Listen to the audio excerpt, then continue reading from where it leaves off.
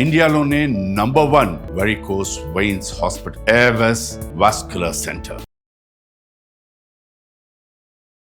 వాగర్థావివ సంపృక్తౌ వాగర్థ ప్రతిపత్తయే జగతః పితరౌ వందే పార్వతీ పరమేశ్వరౌ. ఆదిత్యాయ చ సోమాయ మంగళాయ బుధాయ చ గురు శుక్ర శనిభ్యశ్చ రాహవే కేతవే నమః. శృంగేరి జగద్గురు పీఠాధిపతులకి, కంచి పీఠాధిపతులకి నమస్కారములు తెలియజేసుకుంటూ కార్యక్రమాన్ని ప్రారంభిద్దాం. వీక్షించేటువంటి ప్రేక్షకులకి ఒక ముఖ్య గమనిక. అనేక మంది తమ యొక్క ప్రశ్నలని కామెంట్స్ రూపంలో తెలియజేశారు. కొంతమంది మెసేజ్ రూపంలో కూడా పంపించడం జరిగింది.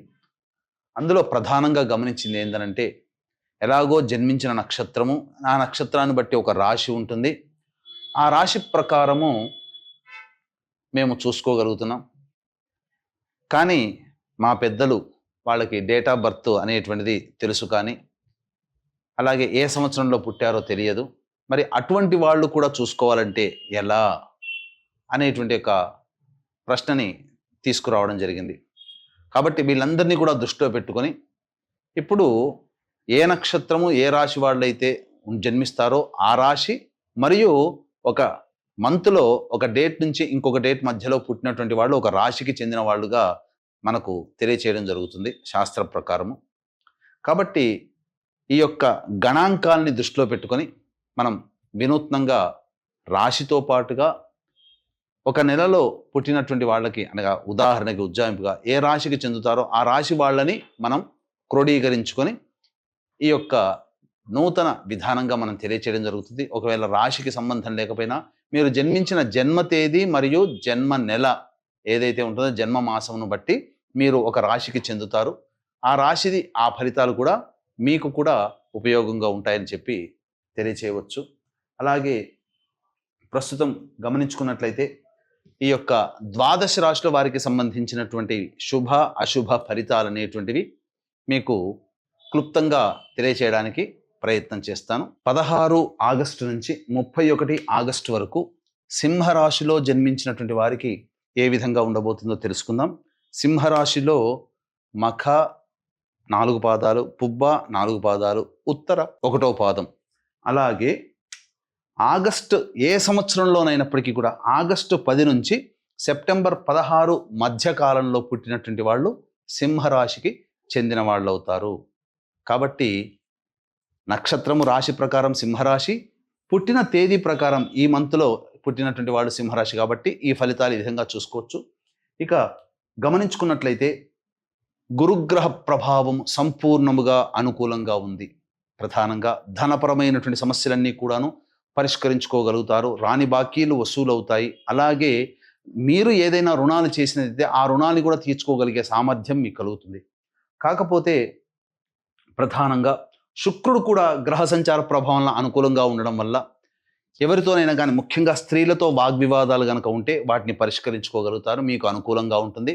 ఇంట్లోనైనా కానీ సొంత రక్త సంబంధీకులతో కానీ భార్యతో కానీ ఏమైనా వివాదాలు ఉన్నా ఆ వివాదాలు సమసిపోతాయి. ఆనందకరమైన జీవితాన్ని పొందుతారు. వైభవోపేతమైనటువంటి జీవితాన్ని గడపడానికి మార్గం ఉంటుంది. అలాగే విలువైన ఆభరణాలు, దుస్తులు కొనుగోలు చేసే అవకాశం ఉంటుంది. ఇక 21వ తారీఖు నుంచి శుక్రగ్రహ సంచారం అనుకూలంగా లేని కారణం చేత కొన్ని చికాకులు, సమస్యలు ఇంట బయట కలుగుతాయి. కాబట్టి జాగ్రత్తలు పాటించండి. ఇక బుధగ్రహ సంచారము మీకు అనుకూలంగా లేని కారణం చేత ఏం జరగబోతుంది అంటే, గురుడు యోగిస్తున్నాడు, ధనాన్ని ఇస్తున్నాడు, కానీ నిలుపుకోగలిగేటువంటి శక్తి ఉంటుందా? ఖర్చులు విపరీతంగా పెరిగిపోతాయి ఈ యొక్క బుధగ్రహ సంచార ప్రభావం వలన. అంటే వచ్చింది వచ్చినట్టుగానే పోతుంది అనే విషయాన్ని గమనించుకోవాలి. కాబట్టి ఖర్చుల విషయంలో సింహరాశి వాళ్ళు కాస్త జాగ్రత్తలు పాటించాలి. ఇక రవి కేతు యొక్క సంచారము రాశిలోనే సంచారం చేస్తున్నటువంటి కారణం చేత చేస్తున్నటువంటి వృత్తి, ఉద్యోగ, వ్యాపారాల్లో ఒక అభద్రతా భావం, ఇన్సెక్యూరిటీ అంటారు. కాబట్టి ఏదో జరగబోతుంది, మనల్ని ఎక్కువ కాలం ఉంచరేమో అనే యొక్క యాంగ్జైటీతో కూడుకున్నటువంటి ఇన్సెక్యూరిటీతో లైఫ్ని లీడ్ చేయాల్సిన పరిస్థితి వస్తుంది. కాబట్టి జాగ్రత్తలు పాటించండి. దైవానుగ్రహాన్ని పొందే ప్రయత్నం చేయండి. ఇక ద్వితీయ కుజ యొక్క సంచార ప్రభావం ఇది అనుకూలంగా లేదు. కాబట్టి మాట మాట్లాడేటప్పుడు ఆచితూచి స్పందించండి. ఎందుకనంటే మీ మాట ఎదుటి వాళ్ళకి, మీరు కరెక్ట్గానే అనుకుంటారు కానీ అది ఎదుటి వాళ్ళని గేలి చేస్తున్నట్టుగా ఉంటుంది. కాబట్టి ఎక్కువ తక్కువగా ఎవరితో కూడా మీరు వ్యవహారం చేయకండి. ఇది చాలా ప్రమాదమని గమనించాలి. ధనపరమైనటువంటి చిక్కులు సమస్యలు ఉంటాయి. డబ్బులు ఎవరికి కూడా అప్పుగా ఇవ్వకండి. ఆ ఇచ్చిన అప్పు మీకు మళ్ళీ తిరిగి పుట్టదు, తిరిగి రాదు అనే విషయాన్ని గమనించుకోవాలి. ఇక రాహుగ్రహ సంచార ప్రభావం కూడా అనుకూలంగా ఉండడము, ఇదంతా కూడా యోగదాయకంగా ఉండడం వివాహ సంబంధమైన విషయాల్లో కాస్త అనుకూలంగా ఉంటుందని చెప్పవచ్చు. ముఖ్యంగా అష్టమ శని ప్రభావం అనేటువంటిది ఉన్నప్పటికీ కూడా వక్రీకరించినటువంటి కారణం చేత సప్తమ భావాన్ని కూడా మీకు ఫలితాలు ఇస్తాడు. కాబట్టి మీ జీవిత భాగస్వామి యొక్క ఆరోగ్యం పట్ల శ్రద్ధ వహించాలి. ఏదో కొద్దిగా అనారోగ్యం చేసే అవకాశాలు ఉంటాయి. తర్వాత సాధారణం కంటే కూడా ఎక్కువగానే మిశ్రమ ఫలితాలు ఈ యొక్క సింహరాశిలో జన్మించినటువంటి వారికి ఉంటుంది, గమనించగలరు. ఇక ఈ సింహరాశిలో జన్మించినటువంటి మహిళలకి ప్రధానంగా 20వ తారీఖు వరకు అనుకున్నదే తడవుగా, పాడిందే పాటలాగా అన్ని విధాలుగా సహాయ సహకారాలు ఉంటాయి. అయితే 21వ తారీఖు నుంచి గ్రహ సంచారం అనుకూలంగా లేని కారణం చేత ప్రధానంగా కుటుంబ సభ్యులే వ్యతిరేకమవుతారు. ఇప్పటి వరకు మిమ్మల్ని ఆదరించిన వాళ్ళు కొంత మిమ్మల్ని అగౌరవపరుస్తారు. మిమ్మల్ని ఎక్కువగా ఉపయోగించుకోవడమే తప్ప మీకు సహాయ సహకారాలు అనేటువంటివి ఉండవు. ముఖ్యంగా స్త్రీలకి కూడా ఈ యొక్క 16 ఆగస్టు నుంచి 31 ఆగస్టు వరకు ఖర్చులు అధికంగా అవుతాయి. కాబట్టి జాగ్రత్తలు పాటించండి. అలాగే ఇతరులని గుడ్డిగా నమ్మి ఏ డబ్బులు మీరు అప్పుగా ఇవ్వడం కానీ ఇన్వెస్ట్మెంట్ చేయడం కానీ చేయకుండా ఉంటే మంచిది. కాస్త అనారోగ్య సూచనలు, శిరోబాధలు ఎక్కువగా అయ్యే అవకాశము గోచరమవుతుంది. ఈ యొక్క రాశిలో జన్మించినటువంటి వివాహార్థులకి ప్రయత్నపూర్వకమైనటువంటి వివాహం కలుగుతుంది. అంటే ఏంటి? ఎక్కువగా మీరు ప్రయత్నం చేయాలి.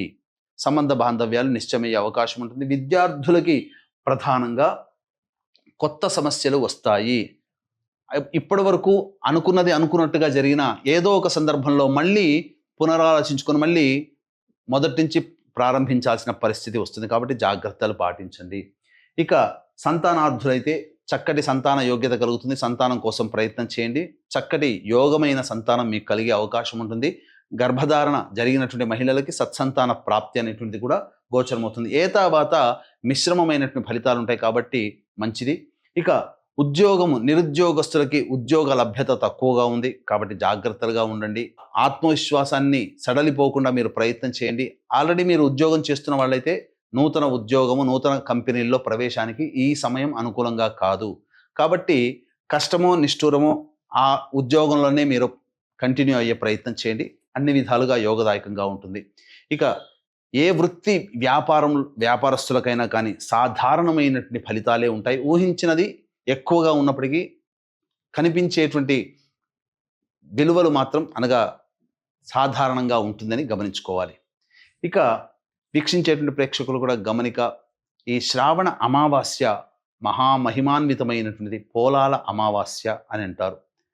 ప్రధానంగా మీరు ఏ పని చేస్తున్నప్పటికీ కూడా ఆ పనులలో ఆటంకాలు ఎదురవుతూ విజయాన్ని పొందలేకపోయినా, వివాహం కాకపోయినా, దాంపత్యం సరిగ్గా లేకపోయినా, సంతానం కలగకపోయినా, నిజాయితీగా ఎంత కష్టపడ్డా ఆ ఫలితాన్ని పొందలేకపోయినా, అన్ని నోటిదాకా వచ్చి వెనక్కి వెళ్ళిపోతున్నా, ఆర్థిక బాధలు, రుణ బాధలు ఎక్కువగా ఉన్నా, కుటుంబ సభ్యుల మధ్య ప్రేమ బాంధవ్యాలు లేకపోయినా, ఇలా ఒకటా రెండా అన్నీ సమస్యలుగానే ఉండి ఏ సమస్య తీరుతున్నట్టుగా ఉండి తీరకపోయినా అది ఖచ్చితంగా పితృదోష ప్రభావమే.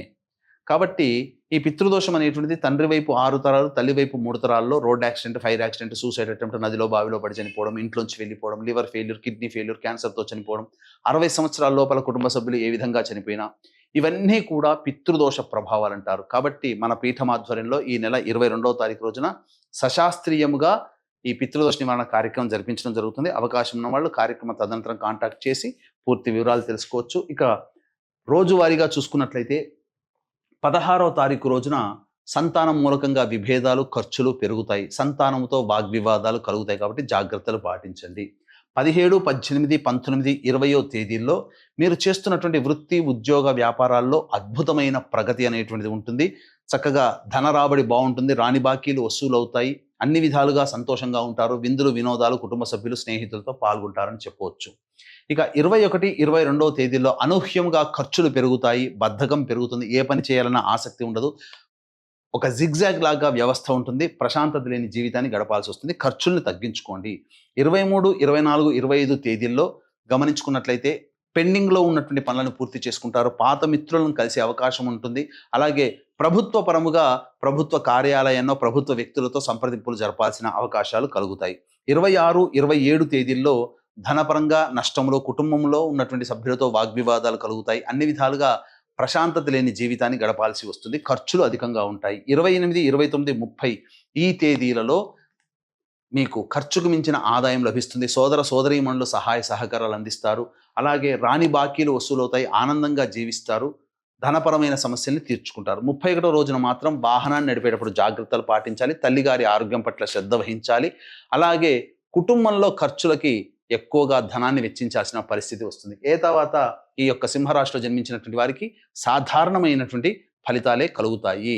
కాబట్టి ఈ యొక్క సమస్యల నివారణకి ప్రతిరోజు కూడాను గణేశ స్తోత్ర పారాయణం రోజుకి 3 సార్లు పఠించండి. సర్వం శ్రీ ఉమామహేశ్వర పరబ్రహ్మార్పణమస్తు.